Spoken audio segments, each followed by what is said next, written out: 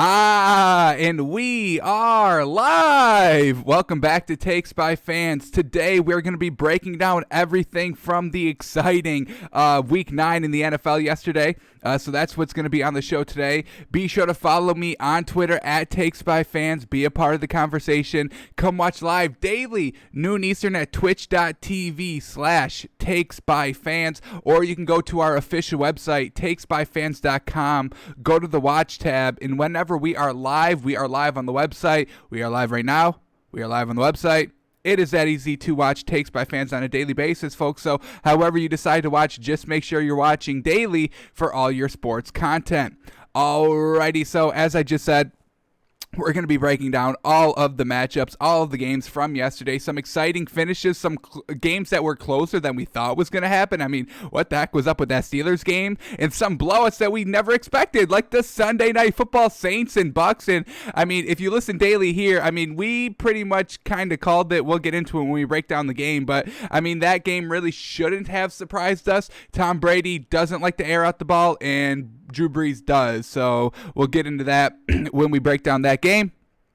But that's all we've got to get into. So without further ado, we will get into it, but not just quite yet. We have a couple of stories we do want to check out just real quickly, and then we'll get into all the action. So the first one is, I mean, folks, if it was an audition, he won it yesterday. Can we stop talking about it? Tua is the future of the Dolphins. No ifs, ands, or buts. If there was any questions, he answered them all flawlessly in a win yesterday. So Tua's the guy. That story that Adam Schefter was trying to do, that this was a 10-game audition for Tua. We never bought it here. We thought it was just wild talk. You know how people like to do. People talk wild all the time. Twitter's wild. People are wild.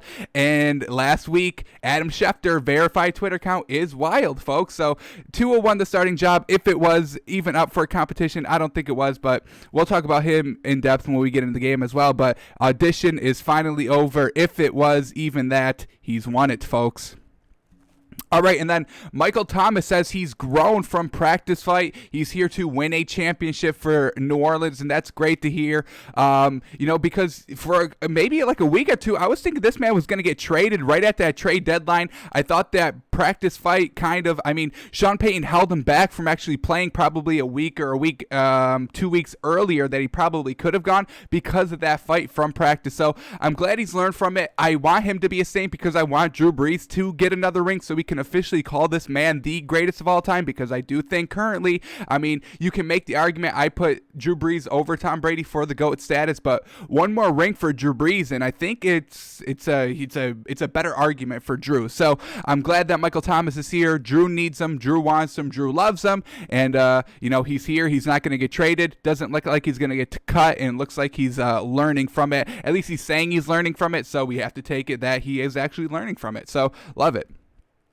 And then Jameis, all right, I'm not a big fan of the eating the W speech. It's the funniest thing I've ever seen, but it looks like, Jameis does it again here, but it looks like he's making a joke out of it, so he's learning from it. So another great positive sign. Do want to see Jameis get back into the league, because, I mean, when you're throwing 30 touchdowns in a season, folks, you're no scrub. I mean, yes, you throw 30 interceptions with it. That makes you, not great, but, this man can definitely ball, so I'm glad he's having fun with it here. A huge win for the Saints, just blowing off some steam, eating the W. Now he's finally laughing at himself, because that is truly comical. I'm glad he didn't take that speech seriously, a couple of years later. So glad that he's having fun. He's winning games. He's learning from Drew Brees. And would love to see this man back in the league at some point. Starting quarterback, not 3 deep in the Saints roster. And then, oh my God, probably the worst news from yesterday.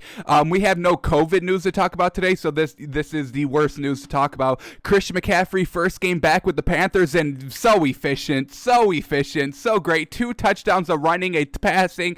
I mean, folks, we know this from him. He ran for 1,000 and received for 1,000 yards last season. So the fact that, Christian McCaffrey wouldn't have made an impact in his first game back is nonsense. We knew it. We loved the Panthers plus 10 because Christian McCaffrey was coming back, and it wasn't even close. So Christian McCaffrey, huge game, his first game back, and now is in doubt because he suffered a right shoulder injury against the Chiefs. So this is just truly, truly unfortunate for this Panthers team. They almost beat the Chiefs. They were very competitive in that game. They put up a lot of points. They were moving the ball literally on every single drive because of Christian McCaffrey. So the fact that they get him back, they worked this man, I mean, like he wasn't coming off an injury, right? They were just going at him in the pass game, in the run game, but now he's might be missing more time, and it's just so unfortunate. He played week 1 and then hasn't played until yesterday. So really do not want to see this Panthers team lose this man. They were just so great offensively. I mean, they were good offensively without him for the past 8 weeks, but he really just completes this offense, and the fact that he's one and done again, not great. Hopefully it's nothing. I mean, he's getting an MRI, I believe, today to double check everything, but I hope he's all right. Hopefully he only misses 1 week, but it looks like he's going to miss at least 1 week. That's kind of what they're prepping for, so that's not good. Unfortunate for the Panthers, man. They were just ready to get back on track. All right, and then this is just another, Tua case. I mean, passes gaining 15-plus yards from yesterday's action. Josh Allen was number 1 with 12. Absolutely. I mean, this man balled out. We can't deny that. We will talk about Buffalo when we get there. Tua, he was tied for second with Justin Herbert with 8 passes of 15-plus yards from yesterday. So this man is no scrub. We've known this. We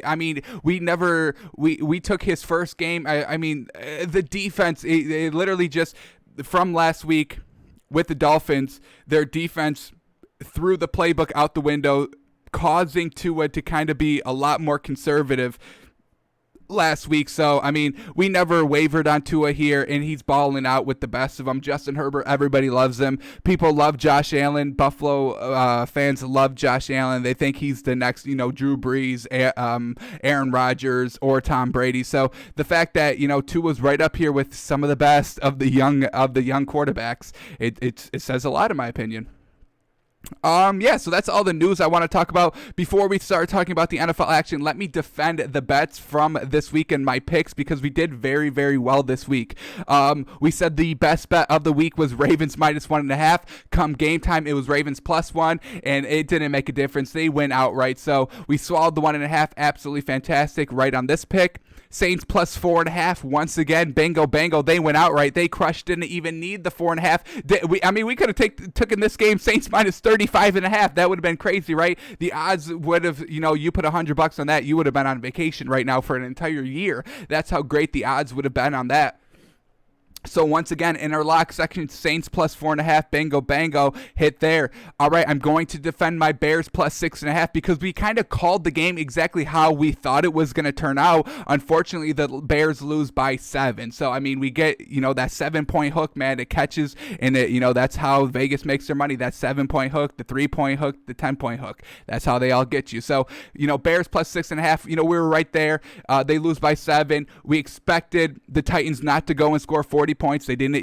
They put up 24. So, I mean, right in our logic. We know they're a power running team. They don't put up a lot of points. We also know the Bears kind of struggle scoring a little bit, but we thought Nick Foles, he gets, between, 17 and 20. He got 17. We were looking for 18 for the 6.5, unfortunately. So we were right on target. Unfortunately, just a half a point.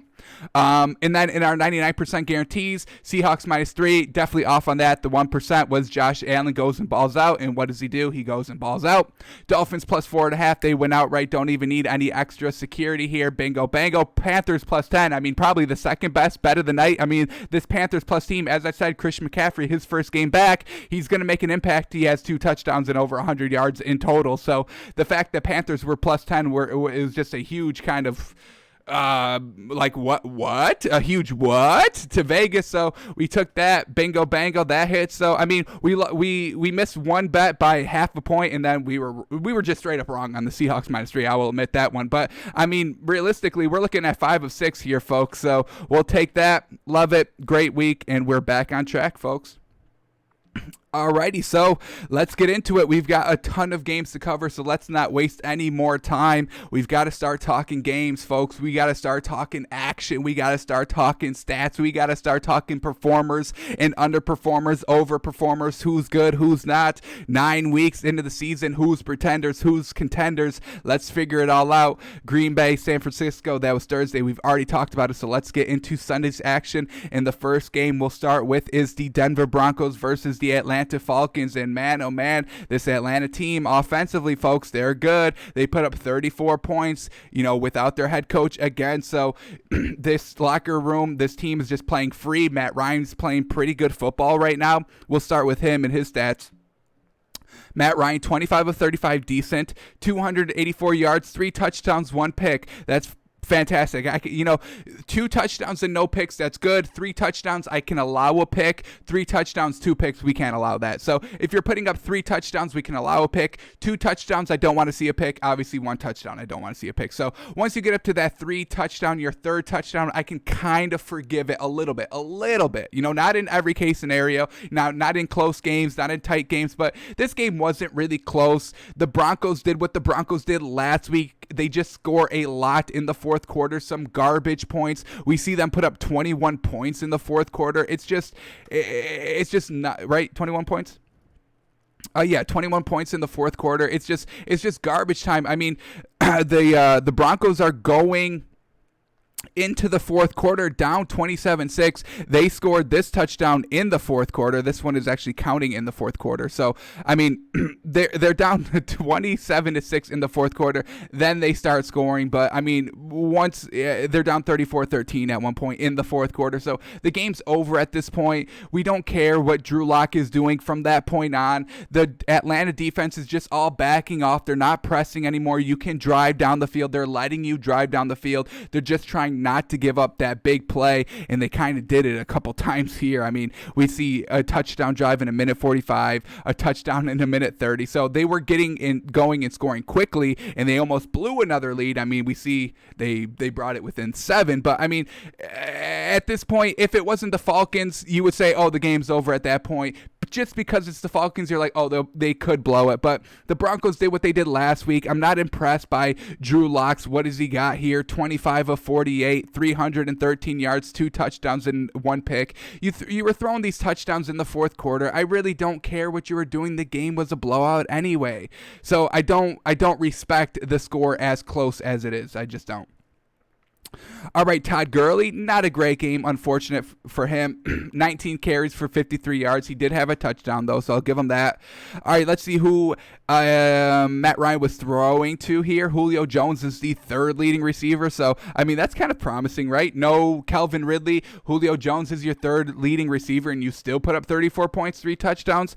We got to give some credit to Olamide Zaccheaus. I know I butchered that, but look at this, man. 4 receptions for 103 yards, 1 touchdown. Hayden Hurst with 7 catches for 62 yards. So love that Matt Ryan is spreading the ball around. I mean, we've been big on this Atlanta's offense since week 1, folks. Even though they were blowing these leads, this offense really can score whenever they want. Matt Ryan is an above average quarterback. Let's not forget that, folks. He's not Baker Mayfield's level. He's way above average. Matt Ryan getting it done is no surprise to us, and we'd love to see it.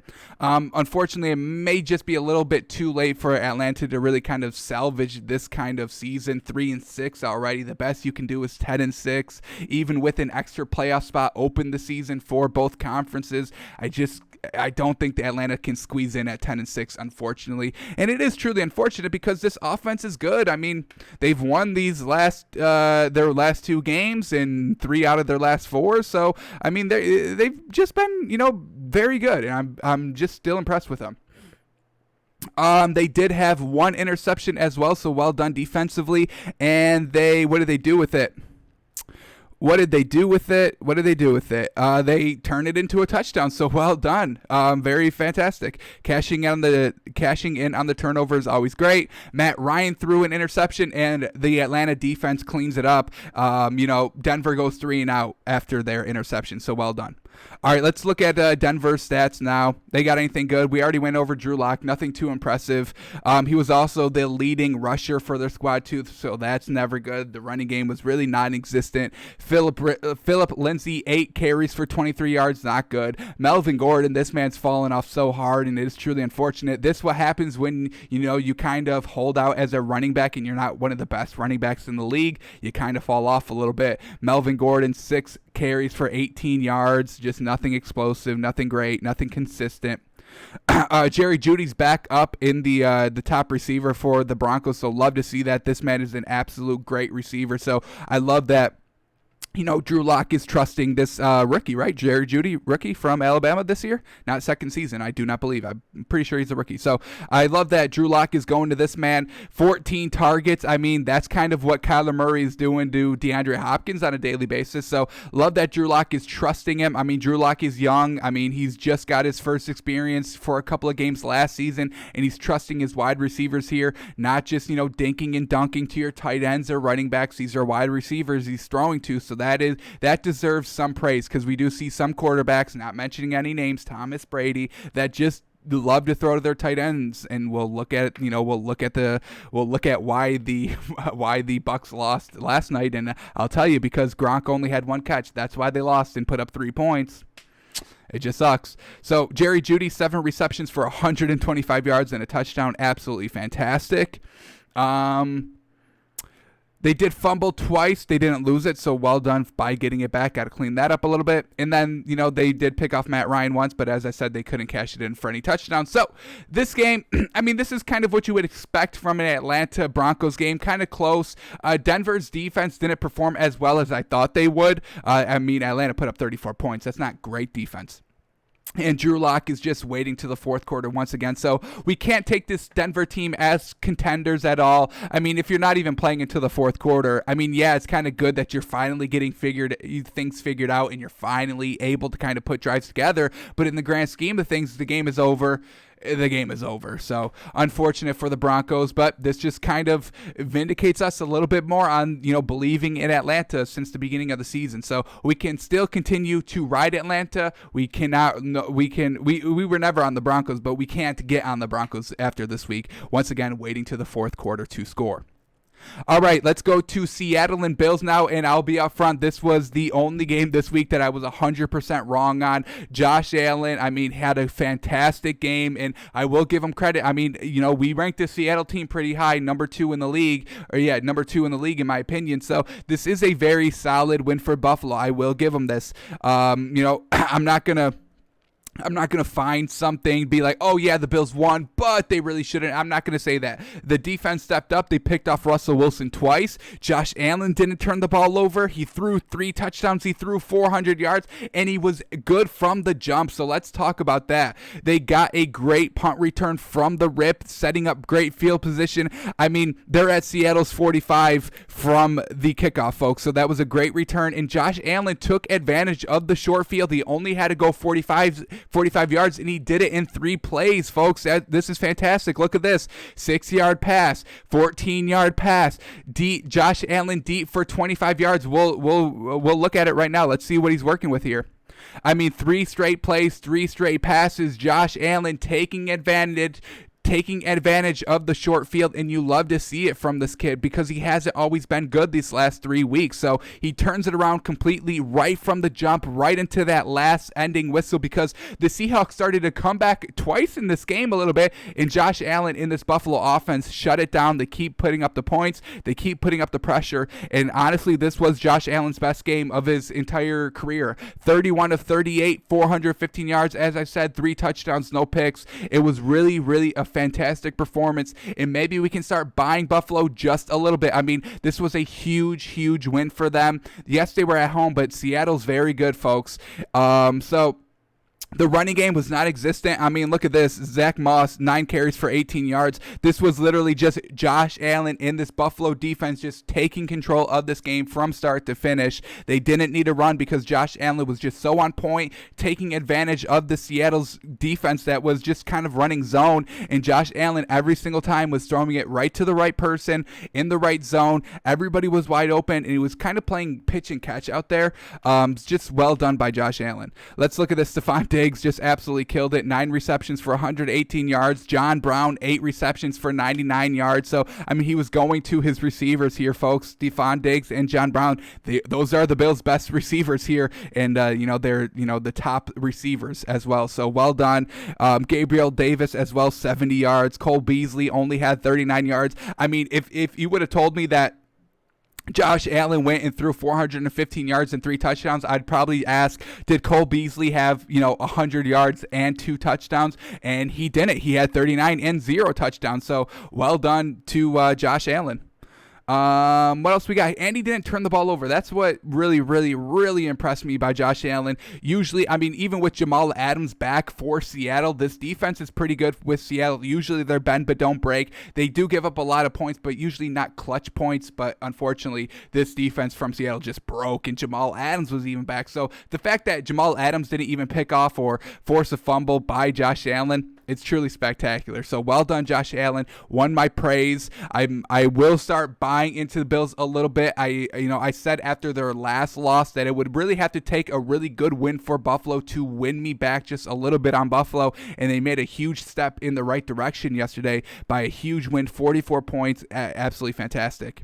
Let's talk about Seattle now, because once again, Russell Wilson is doing uncharacteristic things, and those uncharacteristic things are those 2 interceptions. Multiple turnovers in the same game, usually not what Russell Wilson does, but I mean, if you take away the 2 interceptions, he had a fantastic day. Unfortunately, we can't do that. Russell Wilson, 28 of 41 for 390 yards and 2 touchdowns. Unfortunately, the 2 picks as well. And let's just kind of look at quickly, what did Buffalo do on those turnovers? We see the first one comes in the first quarter, and I mean, this was just kind of, the Seahawks' second drive of the game, and that's when he throws the interception. So just crucial early interception by Russell Wilson, and the Bills go and score a touchdown. Now they're up 17-0. His second interception is going to come in the fourth quarter, and Buffalo goes down and scores a touchdown, making it once again a 3-score game. Buffalo goes up 21, and at that point, the game is over. Seattle started to come back a little bit, making it 20-27, but this is when Josh Allen steps up and leads them on a 9-play, 81-yard drive for a touchdown. So that's kind of, once again, Josh Allen stepping up. This was Seattle's first attempt at coming back. Josh Allen steps up, scores a touchdown. Now their second chance at coming back, they make it 27-41, just a little bit, and then their defense steps up by forcing a fumble, and then Josh Allen kind of goes on a short little drive here. Not really a drive, because they kind of got it at, they started at Seattle's 19 from the fumble, but, just not turning it over, Josh Allen not turning it over, accepting the 3 points and accepting the win. So well done, defense and Josh Allen of Buffalo Bills, stopping these comeback attempts that we know Russell Wilson and the Seattle team are perfectly capable of. So well done, Josh Allen and the Bills defense for stopping that. Let's look at these receivers, or let's start at the running backs for Seattle real quick. DJ Dallas, I am kind of impressed with them. They couldn't run the ball too much because, they've just been down by so much. They're down 17-0 in the first quarter. Run game is unfortunately going to have to go out the window, so they didn't rush a lot. DK Metcalf was still doing DK Metcalf things, 7 receptions for 108 yards and a touchdown. Unfortunately, Tyler Lockett didn't do anything explosive, but that's kind of what we see. It's either going to be DK Metcalf or Tyler Lockett, and then the other one's going to have mediocre yards, and that's exactly how it happened. So it was just kind of these interceptions by Russell Wilson that really killed Seattle, and that's kind of how Seattle loses. If he throws a lot of interceptions, their first loss was against Arizona because he threw 3 interceptions. His second loss is against the Bills because he throws 2 interceptions. So if Russell Wilson is throwing multiple interceptions in a game, expect them to lose, and the Bills take advantage of it. So well done. I give a lot of credit to the Bills this week, folks. I truly do. Alrighty, let's continue on here. Ravens and Colts, and this is just classic classic Phillip Rivers, right? I mean, we never thought that Phillip Rivers would be even kind of contending against this Baltimore Ravens team, and they get blown out kind of by 14. They just really could do nothing all game, and that's what we know of Phillip Rivers. So we'll start here with the Colts. Phillip Rivers goes 25 of 43 for 227 yards, no touchdowns, 1 pick. This is Phillip Rivers, folks. So, I don't want to, I don't understand the hype around him. Unfortunately for Colts fans that really kind of like this move, it's unfortunate. I wanted to buy into Phillip Rivers as well this season, but after I saw that he reverts right back to old Phillip Rivers, I know that there's no teaching old dogs new tricks, and Phillip Rivers is one of the old dogs, folks, and he does not change. So unfortunate for this Colts team, just nothing competitive. Kind of let's just go through these drives. 4 plays, punt, then they were able to get the touchdown. Let's see, was this a heavy pass drive or a heavy run drive? Let's see, 4-yard run, run for no game, 13-yard pass, 20-yard pass, 4-yard run, 16-yard run, 2-yard run, 5-yard penalty, and then the Colts touchdown, run up the middle, 1 yard. So it was just kind of both early passing, and then they finished it off with the run. But then after that touchdown, they fumble, and who fumbled it?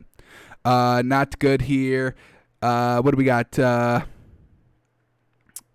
Taylor. So shotgun pass to the running back, and it gets fumbled, unfortunately. And then they scoop and score for 6. And just watch this. I mean, this is just going to encapsulate everything about Phillip Rivers. Just like his entire career encapsulated into one play. We're going to play it right here because it was off that fumble that, allowed the Baltimore Ravens to score their first points of the game and to kind of build a lot of momentum going forward. So we'll, where's this fumble at? Right here. Alrighty, so this is exactly what Phillip Rivers is entirely as a quarterback. So we get a fumble here by the running back.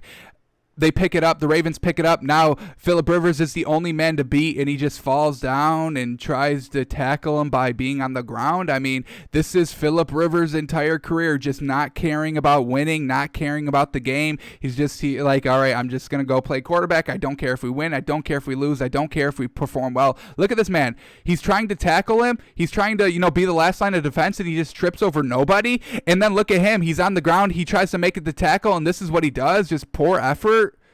Truly poor effort, and he's still on the ground, and then he just lays there. Like, folks, this is not a good leader. This is not a good quarterback, folks. You can never buy into Phillip Rivers. If there's one thing you take away from my show is do not buy into Phillip Rivers, truthfully. That's all it is. And if you need any more evidence than that, I don't know what to tell you. But Phillip Rivers is not a good quarterback, folks. And, he just proves it time and time again. These are not game-winning stat lines. This isn't really even game manager stat lines. 43 passing attempts. I don't understand why they keep running. I get that they're, their main running back, I'm blanking on the name, that they kind of lost week 1 or week 2. I get that he's out. But, I mean, Phillip Rivers, he just can't get it done.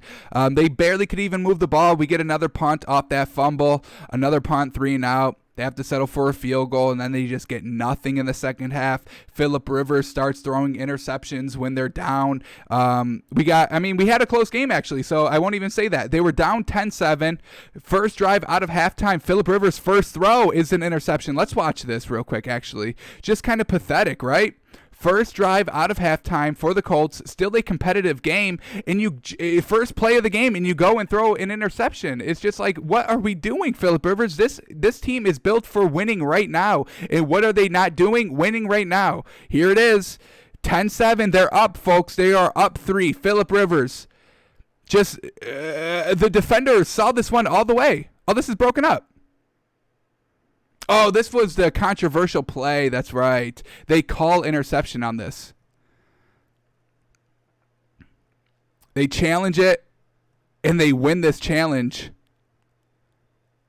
They call that an interception. So let me backtrack on that. Phillip Rivers really didn't deserve that interception. That was a horrid call. I don't know what the heck is that about. So we'll give them the benefit of the doubt. We'll throw that out. Unfortunately, the Ravens go down and score a touchdown off of that, reclaiming the lead, and then it's back to 3 and outs for Phillip Rivers. Turnover on downs. What do we got here? What's the down and distance? 4th and 1 on Baltimore 16. Unfortunately, Phillip Rivers passed incomplete over the middle. So not great, not being clutch there. Another turnover on downs, this time on 4th and 5. Once again, Phillip Rivers passed incomplete. Just not being clutch. That's kind of what we know of Phillip Rivers. Let's look at the Ravens now. Lamar Jackson, what do we got here? 19 of 23, 170 yards, no touchdowns, no picks. That's exactly what we know of Lamar Jackson. Now let's look at their rushers. He's the leading rusher, 13 carries for 58 yards. J.K. Dobbins, 30 yards as well. But, I mean, this is exactly the stat line I would expect. I didn't even look at the stat line for Lamar Jackson yet, and this is exactly what you picture. Not even 200 yards. Passing, and a little light actually on the rushing yards. I would expect kind of like 80 to 90, and he only puts up 58. So, I mean, this was just the Ravens defense clamping down this kind of bad Colts offensive team.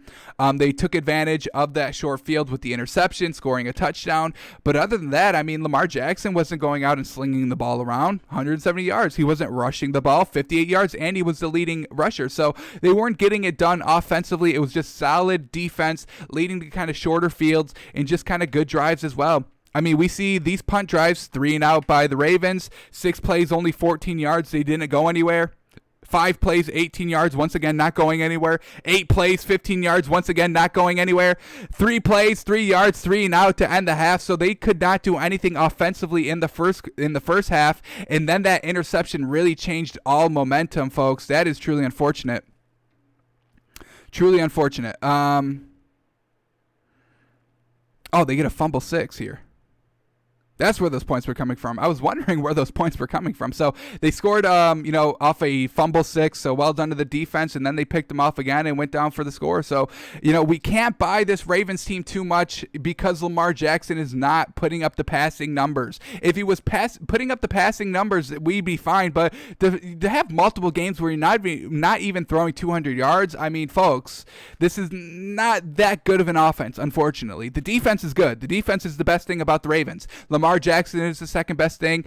Third best thing, maybe their coaching. Maybe. Dez Bryant, he made his first appearance, and he didn't even get targeted once, unfortunately. So, got to see what's up with him. Would have loved to see him go out and score. I mean, the man's tall.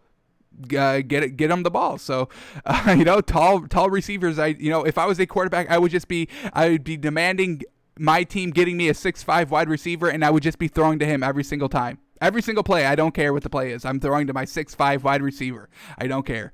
So that's the Ravens offense. It's not great, folks. It's not great, unfortunately. We are going to be taking a look at this Ravens team on our Wednesday show. I'll already put that out there. They will be one of our main focuses on our Wednesday film study this week. We got to figure out what's going on with this Ravens offense, folks, because their passing attack is not good.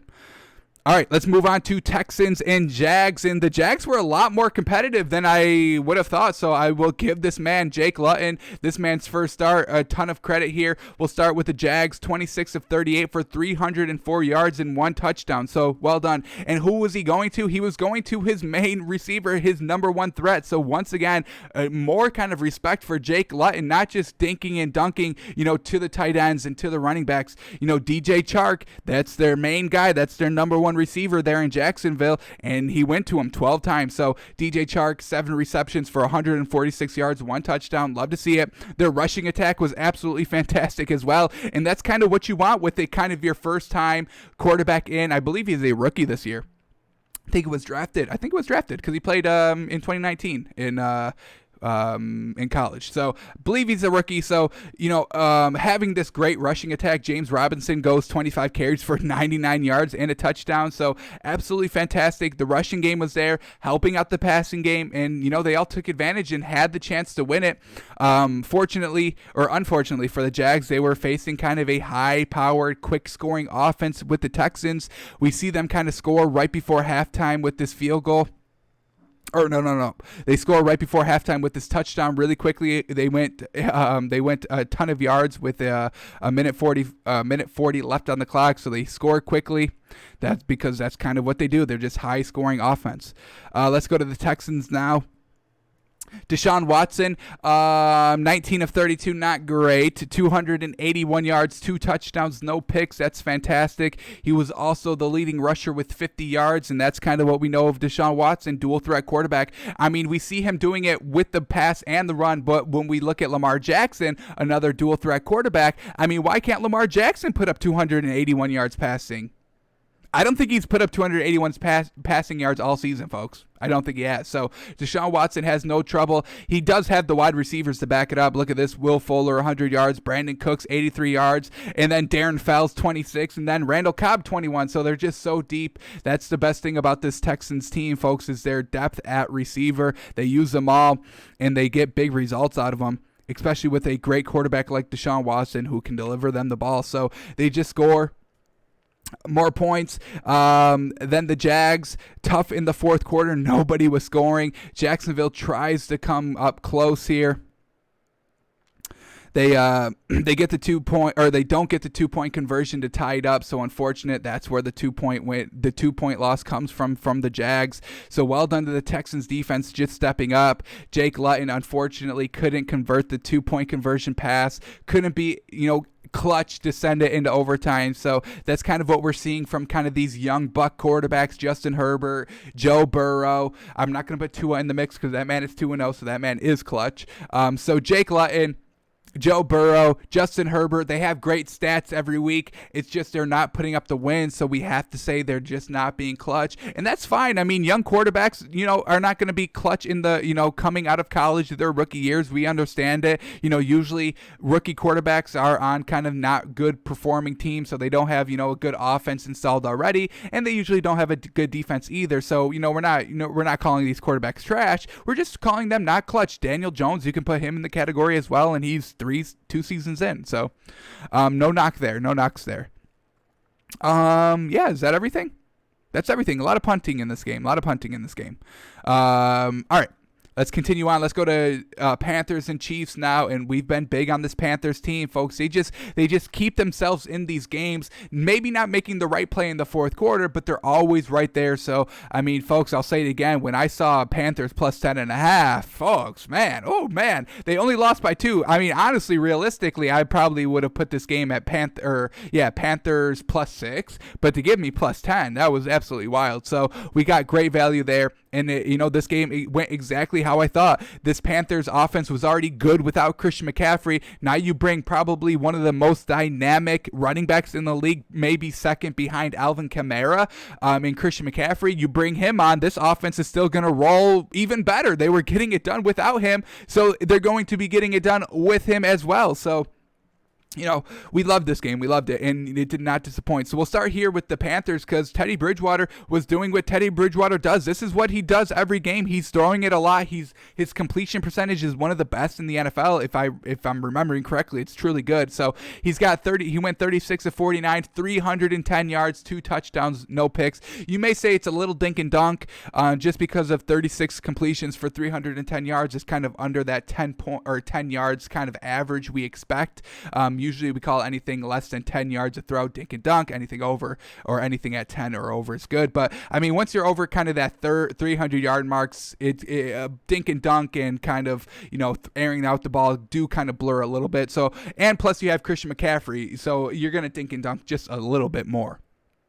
So now, great stats here by Teddy Bridgewater passing the ball. That wasn't a knock. That wasn't supposed to be a knock. If it came off as a knock, that wasn't supposed to be a knock. Christian McCaffrey, 18 carries for 70 yards and a touchdown. Oh, plus he was also the second leading receiver with 82 yards and a touchdown. So well done. They were still kind of going to their wide receivers a little bit. We see Robbie Anderson here, their third leading wide receiver. Usually he's up there with number 1 and 2. Him and DJ Moore usually getting it done consistently, but they go to some of their running backs a little bit here. Curtis Samuel and Christian McCaffrey, both leading receivers here. Robbie Anderson, he still was effective. I mean, he was still getting the ball. He was targeted 13 times, folks. So Robbie Anderson, an actual wide receiver for this Panthers team, was still getting, his targets and receptions. So well done. Just spreading the ball around and huge explosive plays and great quarterback play from this Panthers team. That's what we expect from them, and that's what we got from them. So congratulations. Just unfortunate here. Once again, another long field goal that Matt Rule tries to do, and I get this man respect. I mean, Hail Marys or 65, 67-yard field goals. Which one would you rather prefer? Matt Rule is going with the kicker. I've got no problems with that because, Hail Marys are Hail Marys for a reason. They rarely ever work. So I've got no problems here with Matt Rule deciding to go for these field goals. This one is 67. This one was not even close. We've seen the 65-yard one be very, very close, just off by probably 1 yard. That's why 65 yards has never been made in the NFL, folks. That's why 64 yards is the record. But the Panthers right in it with the Chiefs, so I give them hella respect by, being very competitive. Yes, they lost, and they lost by 2, but they were kind of leading this entire game. But that's what we know about the Chiefs. They don't get their leads, until like third quarter, early third quarter, late fourth quarter, something about that. We see them finally get the lead here mid-third quarter. They finally take the lead, and then they just never look back. Touchdown, 3 touchdowns to go up 33-24. Teddy Bridgewater trying to bring his team back. The defense forces a quick 3-and-out by Kansas City, gives them a chance. Give them a chance. That's what the Panthers are. They have the chance every week. They're kind of like the Giants. They're just always in it. So that's great coaching and decent quarterback play to get you into these situations. So I'm even though the Panthers lost, we're still going to be big on this Panthers team. Unfortunately, once at the top of the show, I said it, Christian McCaffrey, unfortunately, may be looking out for a couple of weeks again. So that's definitely going to hurt. Not the Panthers just offensively, but just kind of morale-wise. They're like, man, we were just complete, man. This was us. Like, they just had that glimpse. They're like, this is what it's all supposed to be. And now he's out again. So expect maybe the enthusiasm inside this locker room to come down a little bit. So we'll try to be wary of that going into next week when we look at the Panthers, and they may have an enticing kind of bet line that we may be falling for. So we'll try to keep that in mind when we look at the Panthers next week. But yeah, this Panthers team with Christian McCaffrey, this is a real deal. So Matt Rule kind of won me over this week. I was big on what they did to kind of come out here and compete with the Chiefs as well as they did. I'm kind of liking Matt Rule more and more every single week. I truly do.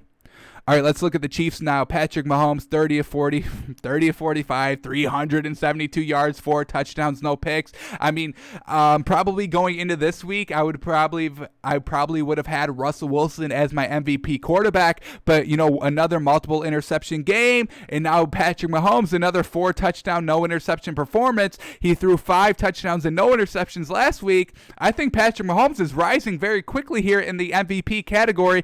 Aaron Rodgers, Russell Wilson have kind of fallen off these past 2-3 weeks. I think Patrick Mahomes is rising.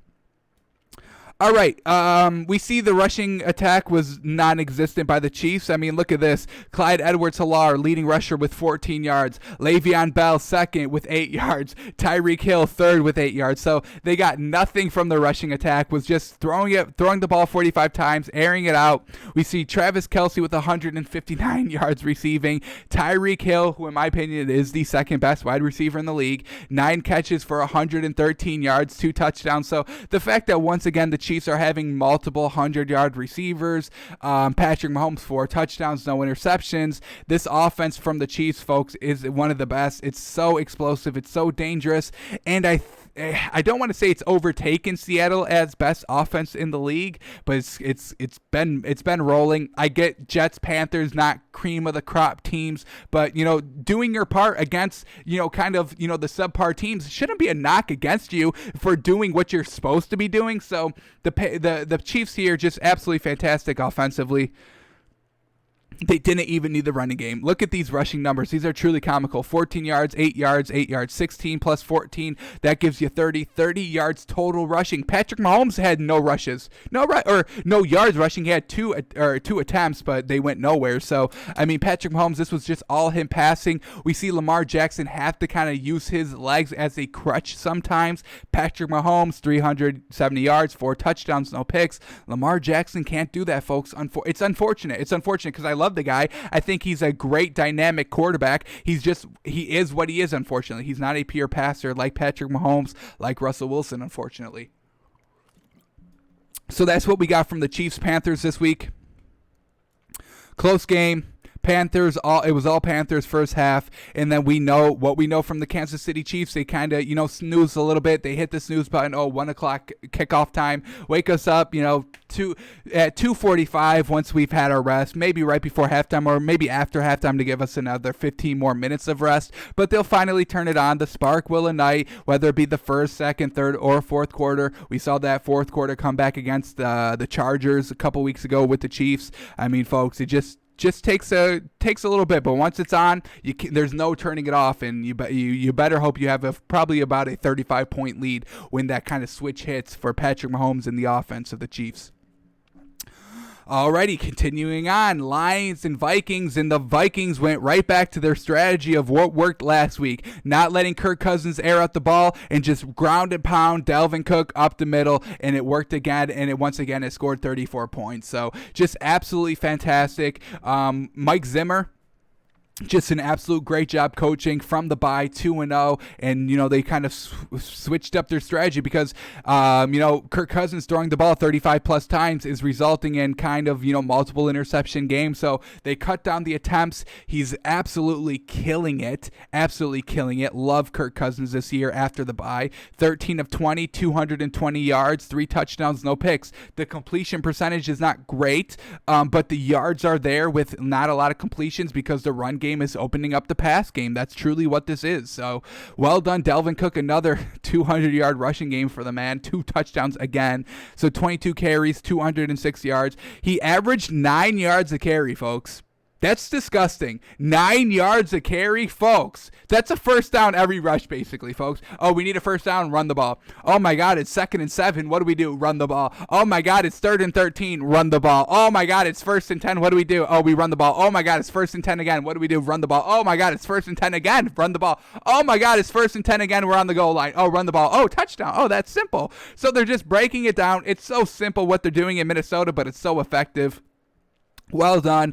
This is a great line. The best weapon in Minnesota is Dalvin Cook, so I respect that they're going to him to being the main person in charge. Justin Jefferson having a decent game. When Kirk Cousins only throws 220 yards, nobody's going to eat too much, right?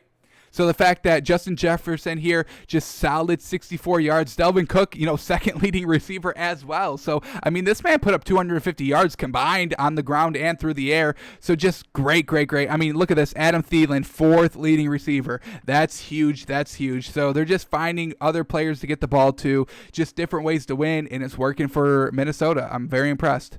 Then we go to Detroit. Matt Stafford, classic Matt Stafford, 23 of 32, 211 yards, nothing great. 1 touchdown. The 2 interceptions are not usually him. He usually doesn't throw multiple interceptions.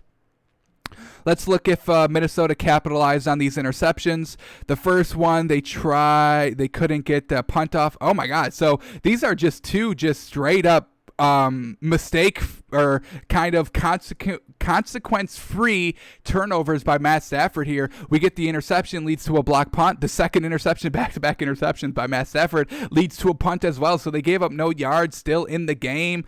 Unfortunately, Matt Stafford can't be clutch and score touchdowns, unfortunately throwing these interceptions. But the defense bails him out. And then they have to settle for some field goals, and he throws another. Oh, my God. Did he have 3 interceptions? Who threw the second one? Chase Daniel. They benched Matt Stafford. Oh, my God. Matt Stafford was so bad they benched him? When the heck did they bench him? Or did he get injured? Matt Stafford, this picked up a couple of yards. This picked up 19 yards, and then they bench him. Oh, he got sacked. He was injured on the play. Okay. So he gets injured. They didn't bench him. Chase Daniel, unfortunately, cannot cap off the drive, and they have to settle for a field goal. And then he starts to throw interceptions, and once again, it results into a block punt. What the heck is going on here? 2 block punts by the Lions defense. That's pretty impressive. Chase Daniel, though, moving forward for the Lions, we see a 1-play touchdown here because of the block punt. It sets up a short field. So, yeah, Chase Daniel not looking impressive here. 8 of 13 for 94 yards, touchdown, interception.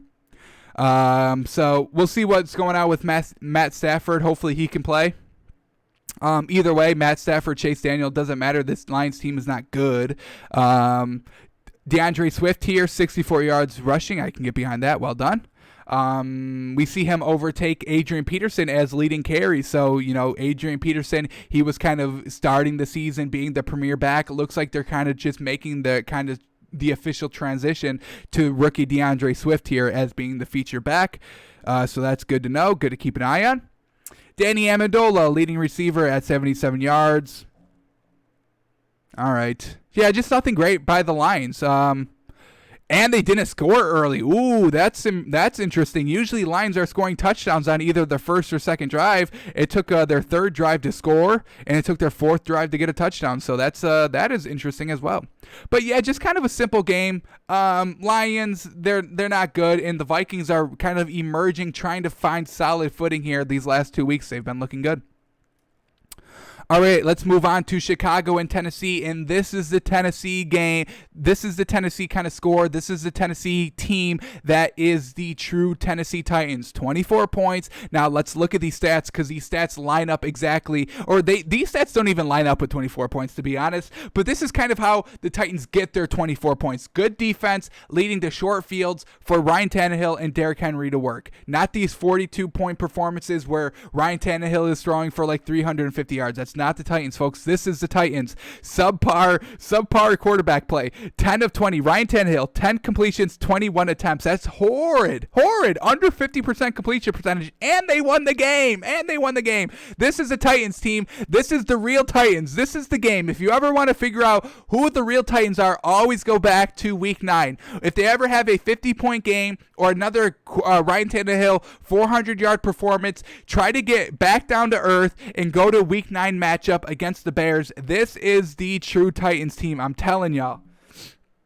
Ryan Tannehill, 10 of 21, 150 yards, 2 touchdowns. He'll throw the touchdowns, no picks, but this is not an impressive stat line besides the 2 touchdowns, truthfully, folks. Truthfully. And then Derrick Henry, 21 carries for 68 yards. This is just kind of a little bit under of what Derrick Henry usually does. Usually he's in like the 80 to 90 yards, but 21 carries, I mean, heavy rush load. 3 yards a carry, perfect. A.J. Brown, 4 receptions, 101 yards and a touchdown. Just nothing. I mean, look at these receivers. Only had 1, 2, 3, 4. Only had 4 receivers that actually caught passes. How wild. But that's what the Titans are, folks. Truly, this is what the Titans are. Solid defense. Truly. I think they forced a couple of turnovers, no? Does Titans team have any turnovers? Let's see. No, they didn't. Interesting. I thought they had a turnover. Unfortunate. All right. Here we go. Now let's go to Nick Foles now. I mean, we just see the drastic comparisons. Nick Foles, he threw it 52 times. 36 of 52. 36 of 52. Oh, my God. Just the complete opposite. Ryan Tannehill is throwing the ball only 21 times, and this man is throwing it 52. Just crazy. And they lost.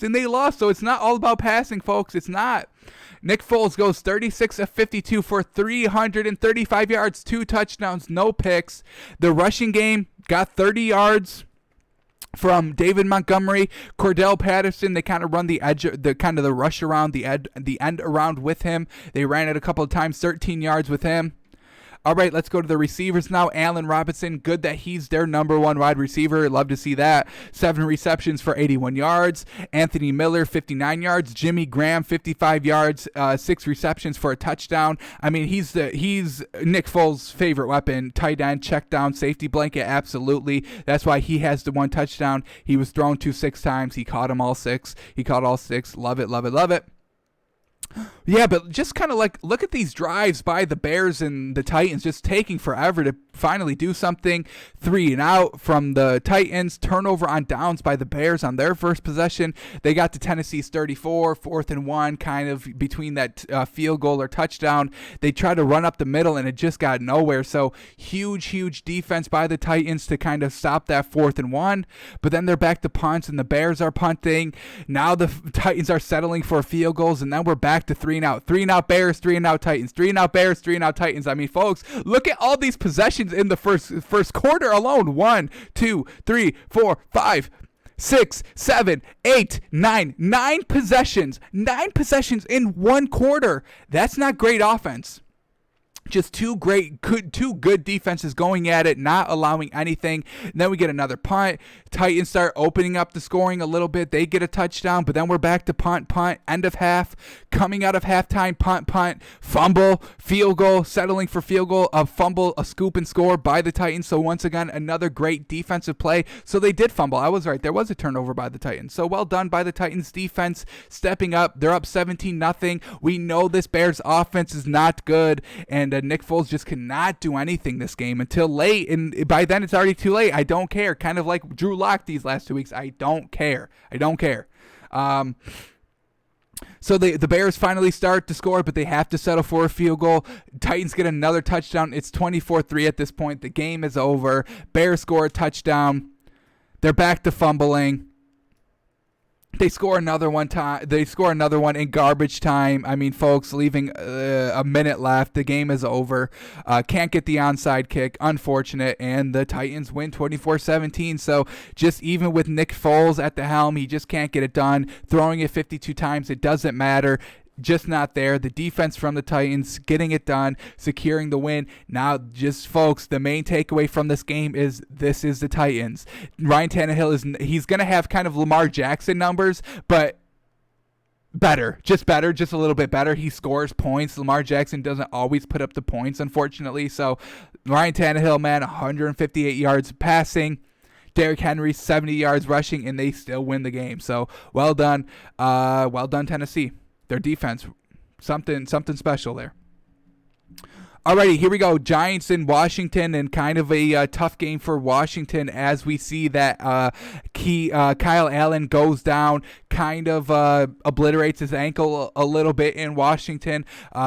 People kind of compared it on TV as it happened live, as kind of like what happened to Alex Smith in Washington as well, his injury, because it happened on Washington's field a couple of years ago, kind of in the same month that Kyle Allen just had his injury. So unfortunately for Kyle Allen, he goes out and Alex Smith comes in, and he didn't look too sharp. 3 interceptions. I mean, first game back, obviously, kind of that kind of comeback story of him getting injured and multiple years off, trying to get back to this point. So we don't want to, dig on him too much, but we still have to, point out the flaws. 3 interceptions is not good quarterback play. I get it's his first game back, and we want to love him, blah, blah, blah. But, in terms of winning, he's not going to win the game. So unfortunate for Alex Smith. Love that he's back on the field, don't get me wrong, but these 3 interceptions have to be taken care of. No, other than that, the game was good. 24 completions, 24 of 32 completions, 325 yards, absolutely fantastic, and a touchdown. So I mean, the yards were there. He was airing it out, loving it, but those 3 interceptions actually hurt him a little bit. And it's interesting that they kind of just kept passing with Alex Smith. I mean, he comes in, I believe, is it early second quarter? Let's see. Is he? Yeah, so I mean, he's playing, start of the second quarter here. And they still throw it 32 times. So, I mean, they weren't like, all right, Alex Smith is in, let's kind of, be conservative. They were like, no, we're going to air it out. And they did, but he unfortunately throws those interceptions. Now, let's see what the Giants do on those interceptions. We see the first one kind of can't do anything because there's only 58 seconds left. Looks like the Giants just run out the clock a little bit. He threw the interception at the Giants' 18-yard line, so not great. But it seemed like a little bit of a Hail Mary pass. Giants can't do anything on that one because no time's left. And then these 2 interceptions kind of come when they're trying to get the lead. Giants can't do anything. It's the Giants defense that wins them the game. And that's so funny because what is the one thing that we like about this Giants team is that they keep themselves in the games. What don't we like about this Giants team? Daniel Jones is not clutch. So the Giants have the lead. Daniel Jones isn't on the field. That's a recipe for a win for the Giants, right? Just let our defense be clutch. And what do? Interception, close out the game. So well done to this Giants defense just being absolutely clutch here. I mean, these are drives, folks. We're talking about the Giants are up 23-20, so only a 3-point lead. 2 minutes and 27 seconds left. Washington is at the Giants' 40, driving. Alex Smith throws an interception. well done for the defense there for the Giants. And then, Daniel Jones can't do anything in the fourth quarter. We know he's not clutch, so he can't even run out the clock, giving Washington another chance at it. 2 minutes to go the length of the field. The defense steps up once again, picks off Alex Smith. So just the clutchness of the defense for the Giants is what wins them this game. I mean, this is exactly what we know about the Giants. This is a typical Giants game. Daniel Jones will keep you in it. He went 23 of 34, 212 yards, touchdown, no pick, true game manager. Let the defense go and win the game. Hey, I've got the lead in the fourth quarter. Defense, now it's your turn just to kind of secure it. They do exactly that. Well done. All right, we knew that Devontae Freeman was not playing for the Giants this week, so well done to Wayne Gallman. 68 yards on the ground, averaging 5 yards a carry. He also got a touchdown. Oh, and Alfred Morris, the number 2 running back, he also rushed for 67 yards. So the running game was on point for the Giants. Absolutely fantastic. The run helps the pass helps the run. And we get a complete game here from the Giants, and they get the win. So love that kind of this good offensive effort for the Giants results in a win because the defense shuts it down. So well done. We see Austin Mack here, the leading receiver for the Giants at 72 yards. Evan Ingram, good old tight end security blanket for Daniel Jones is the one completion, or the one touchdown pass by Daniel Jones, and it's to the tight end, folks. So that tells you all you need to know about Daniel Jones just being a kind of a game manager. All right. So, well done by the Giants. Great win, great division win. I mean, this is a race in the NFC East, folks. Who is truthfully the best team? I mean, I'm not going to say it yet because we still have to talk about the Cowboys because that game was a little close. But I think we put maybe Washington dead last. Philadelphia 3, Giants 2. I don't know. Maybe Giants 1. I don't know how you rank them. They all aren't good, but what Jason Garrett is able to do with this Giants offense is truly spectacular. Keeping them in games, winning this game, being competitive against Tom Brady, folks. This Giants team, it's solid. It's solid. I'll tell you. Truly solid team for being 2-7. It's a solid 2-7 team. Don't get me wrong. I mean, they're not going to go out and beat the Seahawks or any of these top caliber teams, but bottom of the barrel, mid-level, average teams, they can definitely compete against them. Definitely. All right, let's keep it moving here. A couple more games to go. We got 1, 2, 3, 4 more games to go, folks, and then we're out of here. So we'll keep it here. Raiders and Chargers, and what happens to the Chargers? Oh my goodness, man. Was they ever leading? No, they weren't leading in this game, fortunately. I mean, usually they lead and then they blow the lead, but this time they were like, all right, when we have leads, we blow them. So let's not try to get out to a lead and maybe come back from behind. That strategy, unfortunately, doesn't work either. So once again, Anthony Lynn has to go to the drawing board for next week's game. How do we win games? How do we win games? The stats are there. The performances are there. We're just not winning. The points are usually there. We're just not winning these games, and it's going on for 3 straight years, folks, from this Chargers team, and they just can't get it done. So we'll start here with the Chargers. Justin Herbert, another great performance, 28 of 42, not great completion percentage, but the yards are there, 326. The touchdowns are there, 2, and the interceptions are not there. Fantastic, no interceptions by that man.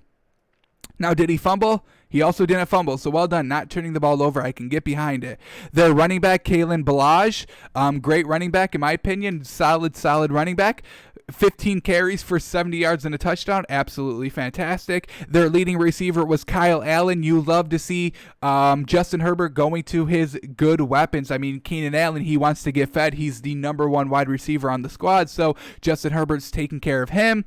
9 receptions for 103 yards and a touchdown. Mike Williams, 81 yards. Tyron Johnson, 50 yards. So Hunter Henry, tight end, 33 yards. So they're just spreading the ball all around, getting a lot of players involved. That's what I love about Justin Herbert. Just unfortunately comes up a little short here.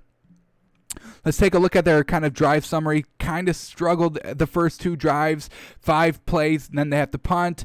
7 plays, missed field goal, unfortunately. Then they start to kick it in, get a touchdown tied at 7, but then back to 3 and out. But then they're back to scoring a touchdown right before halftime, tying it up at 14. And then they get one more play. They're gonna because the Raiders fumble, so they get one more chance to score points at halftime, and they go and score a 45-yard field goal to officially take the lead going into half.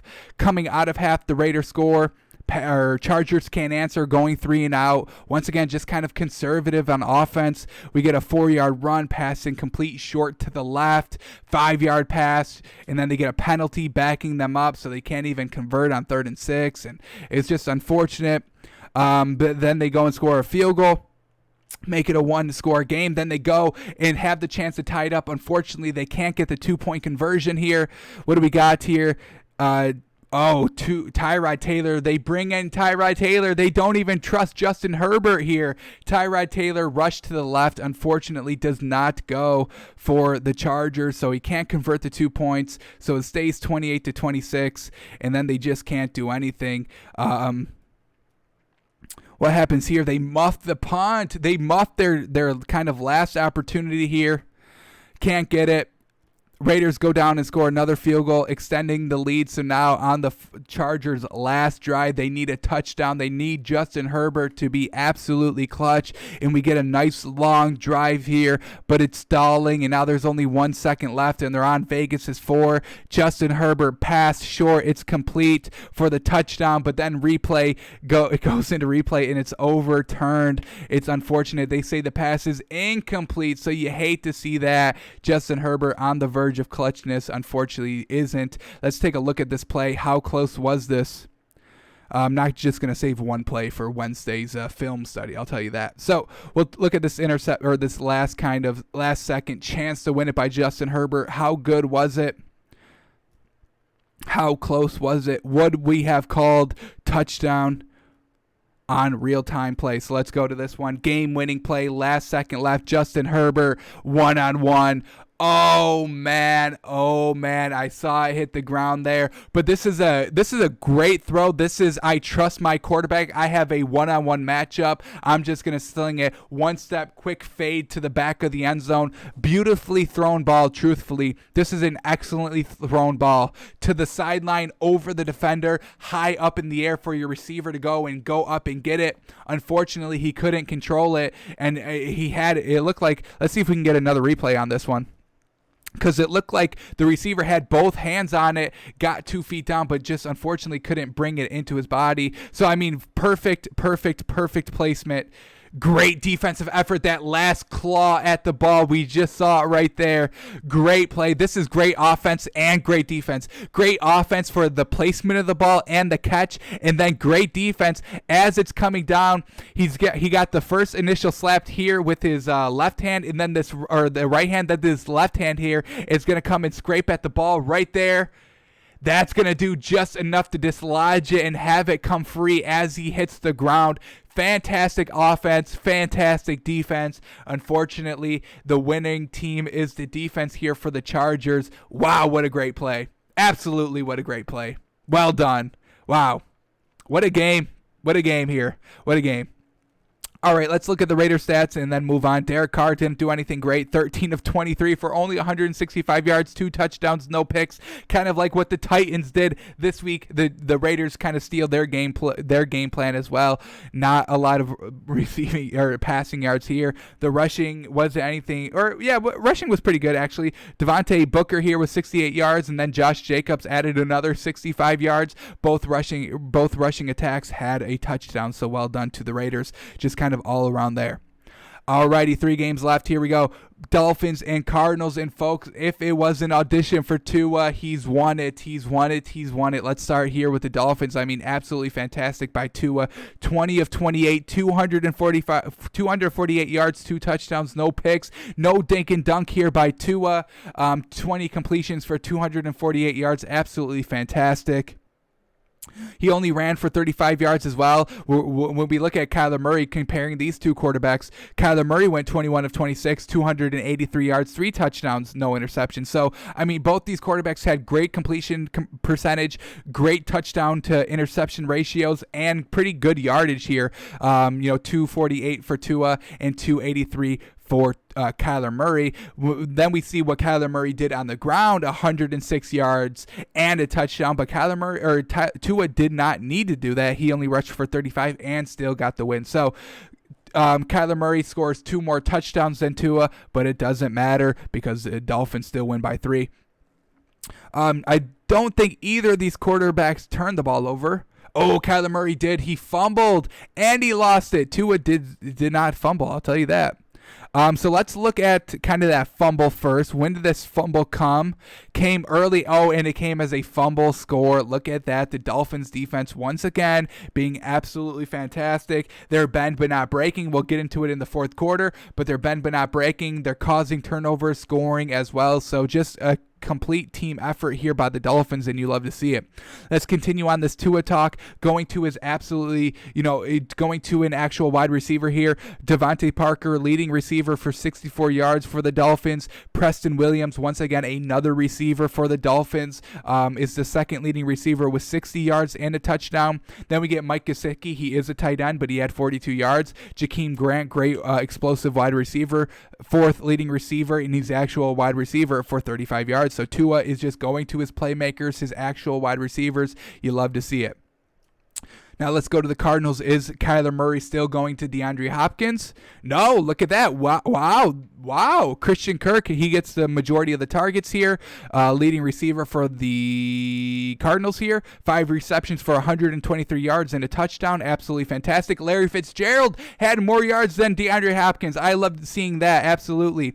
Larry Fitzgerald, 54 yards. And then DeAndre Hopkins, third leading receiver with only 30 yards. So interesting there. Well done for the Cardinals to kind of switch up of who we actually kind of spread the ball to. Love to see that from Kyler. That's great growth. This was kind of a great game by both quarterbacks. I mean, Kyler Murray, absolutely fantastic. Unfortunately, kind of the fumble leading to 7 points. You could kind of call that kind of, the game here. I get that it kind of happened early, so you had, multiple, opportunities and so much time to kind of overcome it. But, well done by Kyler Murray and Tua. Let's kind of get into the fourth quarter when the game is tied at 31, kind of, start of the fourth quarter, going into the fourth quarter. And then the Dolphins kind of defense holds the Cardinals here. We get a turnover on downs in the fourth quarter. 4th and 1 on Miami's 40. They try to run up the middle, but our defense, the Dolphins defense, shuts it down. We go on a 5-play, 28-yard drive because we had great field position. We have to settle for a field goal, unfortunately, but we're still coming away with points, and so we get a 3-point lead. And then the Dolphins defense once again here, folks. I mean, the Cardinals here driving 4th and 1 on Miami's 31-yard line. The bend but don't break defense that Miami is kind of exhibiting here. The Cardinals go for an easy 49-yard field goal. It's missed. Dolphins go and run out the clock for the rest of the game. So just absolutely well done by the Dolphins defense. Yeah, they kind of bent a little bit. They got on this last drive by the Cardinals here. They get a nice big 35-yard pass getting into Miami territory, but then our defense buckles down, forces, not a long field goal. I mean, 49 yards should be automatic. Anything less than 50, really anything less than 55 really should be automatic in this league. So Cardinals go a 49-yard attempt. Dolphins don't give up any more yards than that, so that's kind of still a long field goal. 49 yards, he misses it, and the Dolphins hold on. So just great team win. The defense scored, the offense was scoring, Tua was moving the ball. Our field goal kicker was hitting huge kicks. I mean, we talked this kick right at the end of half. I mean, this is a huge turnaround momentum swinging kick here. We made a 56-yard field goal at the end of half to go up 7 points officially. So that's huge. That was huge. And then we make another huge kick in the fourth quarter. A 50-yarder. So just great job by our kicking unit. He's going to go on the cash list this week as well, so be on the lookout. Well done. I believe Jay Sanders. All right, 2 more games left. Let's go through these Steelers and Cowboys. And wow, this game was a lot closer than I thought. We stayed away from the Steelers minus 14 because that's obviously too much to give up to any team. But we did not expect the Cowboys to put up this fight. And we have to give a little bit of credit to Garrett Gilbert here. He's kind of been the only quarterback that kind of has been good in the first half for the Cowboys this season. Dak was taking, third into the fourth quarter to get going. Andy Dalton never found his rhythm. And who was their other quarterback that only played for one game before Garrett Gilbert started. So well done to Garrett Gilbert. I mean, nothing too great, but very solid for coming from the AAF to starting. I mean, you were like not even thought of even getting a chance to play for any team this season. So the fact that, he takes his opportunity and he does decent. He scores a touchdown, makes it competitive. What more do you want from a fourth string, fifth string quarterback? So Garrett Gilbert, 21 of 38 for 243 yards, one touchdown. The pick, unfortunate. Let's take a look at that pick. What did the Steelers do with it? They go and score a field goal to cut the lead down to 1, and then they go and score a touchdown on their next possession to really tie or to really win the game. Ezekiel Elliott was not even the leading rusher. How crazy is that? 18 carries for Zeke, 51 yards, only averaging right under 3 yards a carry. So Zeke is still not stepping up his game. You hate to see it. You get Tony Pollard here, 9 carries for 57 yards. He was the leading rusher for the Cowboys, so that's kind of crazy, right? Zeke getting paid. The Cowboys paid this man before Dak, so you would love to see him step it up. He hasn't so far, though. Well done to CeeDee Lamb and Amari Cooper for just doing good. I mean, CeeDee Lamb, leading receiver for the Cowboys. He had 7 targets. He caught 4 of them. Not bad, helping out your kind of, rookie or, not starting quarterback of Garrett Gilbert. We get Amari Cooper, 6 targets, 5 catches for 67 yards. So, I mean, these receivers were just trying to step up. It's just, it's Garrett Gilbert. He doesn't have a lot of experience. He wasn't good in college. He had to kind of wait to the AAF to be good, and now he had his chance, and he just played just eh. Now let's go to the Steelers offense, because they did not do anything too impressive. I mean, they only put up 24 points and didn't even start to score until like late second quarter, where they finally put up a touchdown, but then they missed the extra point, and then they have to settle for a field goal, and then they get a touchdown, and then they settle for another field goal, and then they get a touchdown and win the game. So they were able to kind of come alive in the second quarter, but definitely made it a competitive game, I'll tell you that. Big Ben, 29 of 42, 306 yards, 3 touchdowns, no picks. You love to see it. We didn't get the air out game that I was expecting from Big Ben. With the Cowboys defense as bad as that we've seen, we thought Big Ben would kind of come out here and sling the ball around, and he doesn't. We did see Big Ben go down in this game with about an ankle injury, but he kind of stays in the game, and then he goes and throws a touchdown. So we're like, all right, is he really injured? Then he kind of he did it right here. This is when he got injured kind of right before halftime. On this drive, this touchdown drive, this 9-play drive, he kind of gets injured a little bit. He stays in the game, delivers a touchdown ball, but he goes into the locker room right before half. Mason Rudolph comes in right here on this field goal drive. Quick turnaround change here because of the fumble, giving the Steelers a last chance at a score here, and they get 3 out of it. And then, so Big Ben goes to the locker room early, but he comes back in the third quarter, and he's still slinging it around, still scoring touchdowns, still driving the ball down the field, still scoring touchdowns in the fourth quarter. So I give this man credit just to play through the pain. He's a veteran. He knows he has to. He knows his team is counting on him. So I love that leadership that Ben was showing this week. Loved it. The running game, James Conner, 9 carries, so they really kind of abandoned their run. I mean, they let Big Ben throw it 42 times, so well done there. Juju Smith-Schuster, leading receiver for the Steelers here, 93 yards. Deontay Johnson, 77 yards. Chase Claypool, 69 yards. Eric Ebron, 22, so that's when we see the big drop-off. But, I mean, their receivers, they're 2 good receivers. I mean, they have good receivers, but, their 2 main ones are Juju Smith-Schuster and Chase Claypool, and they both had some good yards here, 93 and 69 respectively. So a little bit closer than we thought. The Steelers defense forcing a couple of turnovers. We love to see it. This fumble resulting in 3 points. The interception leading to another 3 points. And just kind of this turnover on down sequence here. Cowboys trying to come back. They were only down 5 at this point to try and go on a game-winning drive. And the Steelers defense does very well. They only let them get to, Dallas's own 41, so they shut it down quickly and they escape. So not going to penalize the Steelers too much for, winning a close game. Garrett Gilbert, there was no tape on him. You had no idea what to expect. Ezekiel Elliott wasn't even kind of the feature back for the Cowboys this week. So, Steelers to go on the road again, coming off of a right down to the second win against the Ravens last week. So we're not going to penalize the Steelers for winning a close game, folks. That's not how we're going to do it. We're just hoping, truthfully, that Big Ben is good to go for next week. That's truly what we're kind of concerned about for the Steelers moving forward. And that brought us to the last game of the night, Saints and Bucks. And I mean, when we made our picks for this game, we saw the Saints were what, +4.5, and we were like, why? He's getting his best receiver back, Michael Thomas. I think Emmanuel Sanders played, right? Yeah, Emmanuel Sanders. So he got both of his receivers back, and his offense, the Saints' offense was still working without Michael Thomas and Emmanuel Sanders for 2 weeks straight. So the fact that anybody thought that the Saints' offense wasn't going to be productive or explosive, with Drew Brees getting both of his great weapons back, we're kind of nuts. So we loved the Saints +4. They win it outright. I did not expect a blowout like this. I thought Tom Brady would be a little bit more competitive.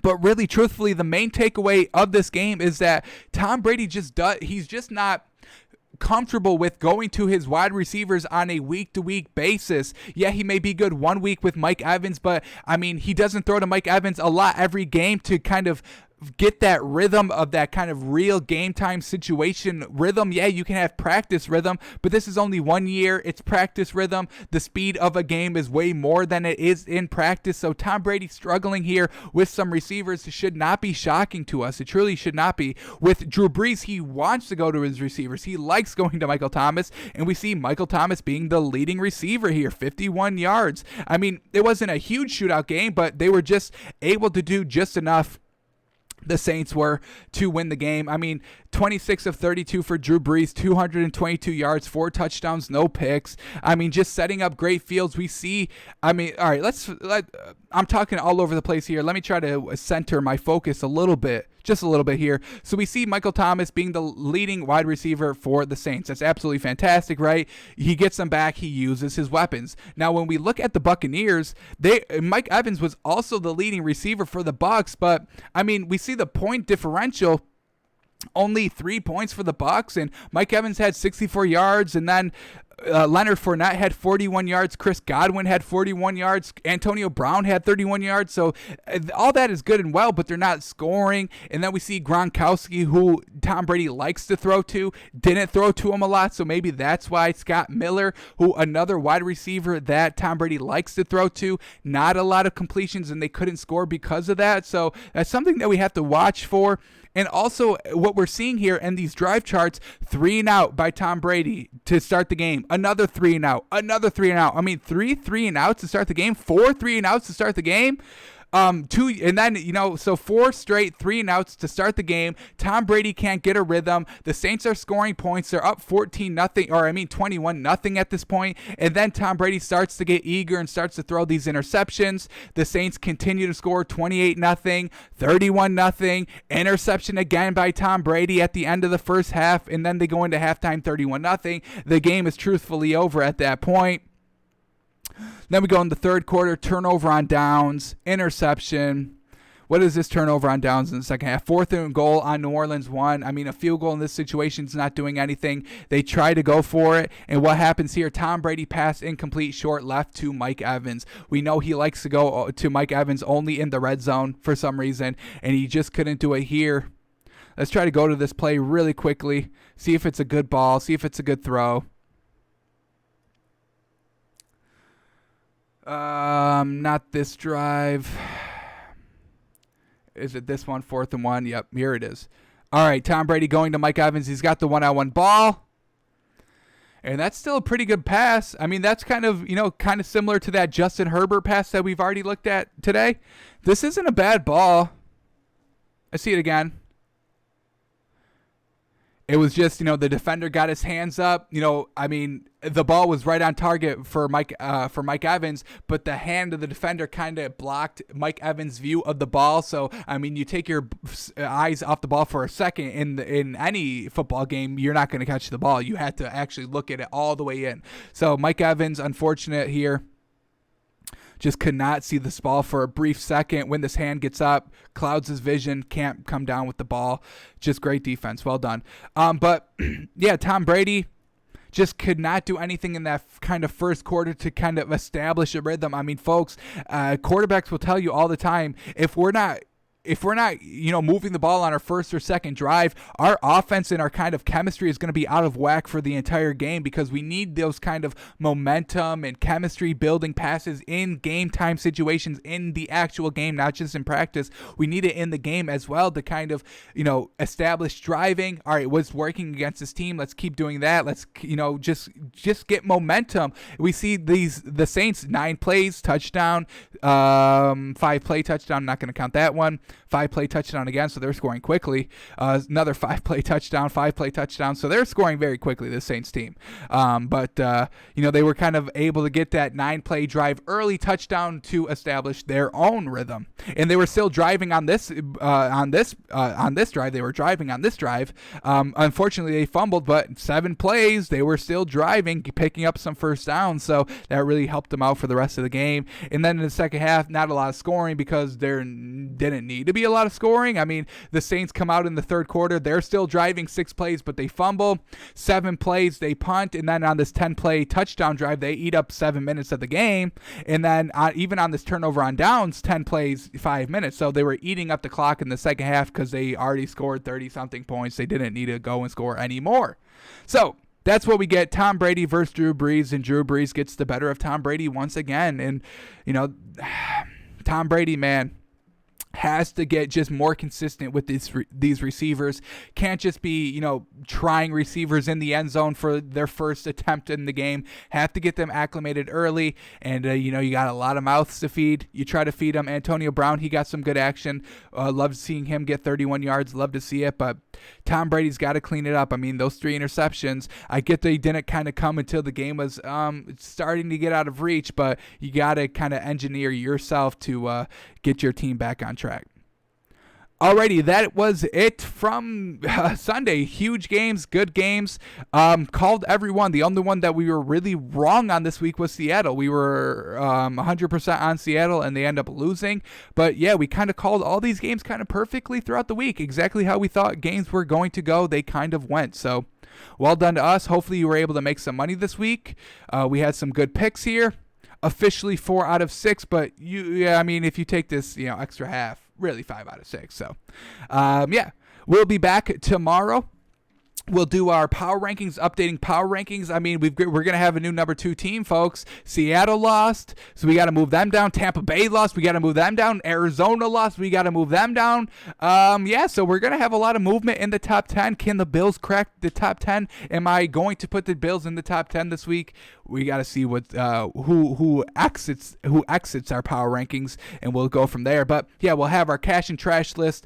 We'll update our power rankings. We'll go over Monday Night Football. Speaking of Monday Night Football, we've got Jets and Patriots. Let's see if this line is still at. We saw the line go from Jets minus 7.5 to Jets minus 10.5, or Jets plus 10.5. We saw the line go from Jets plus 7.5 to Jets plus 9.5 when the news of Sam Darnold broke that he's not playing. And then we just saw that the final line is Jets plus 10. And honestly, I think we're going to go Jets plus 10 here. Jets on the road, or Jets at home, looking for their first win. I get Joe Flacco's going to play, and that man sucks, but oh man, I'm going back and forth on this one. Patriots, Jets, moneymaker for tonight. Patriots minus 10. Patriots minus 10. I mean, the Joe Flacco's not going to be able to do anything against this Bill Belichick-led defense, folks. And I expect Cam Newton to finally step it up a little bit. Hopefully, he hasn't been talking this week. So, I mean, we saw what he did when he talked. He goes and fumbles the game-winning drive. So when he doesn't talk, hopefully he doesn't do that, and he's actually good. So he's got his chance to get back on track. Division game against the Jets, one of the worst team in the league. So we are going to go to Patriots minus 10. That's going to be our pick, our moneymaker for tonight. All right, we will be back tomorrow when we watch, we break down Monday Night Football. Hopefully Cam is being good so we can show some Cam highlights. Cash and trash list, cash and trash list, power rankings, all that good stuff tomorrow, noon Eastern. We're back at it. Good foundation here by going through all the games. And thanks for coming out. Thanks for watching, and we'll see you tomorrow, noon Eastern. We'll be here like always. Alrighty, out. We'll see you. Thanks for coming.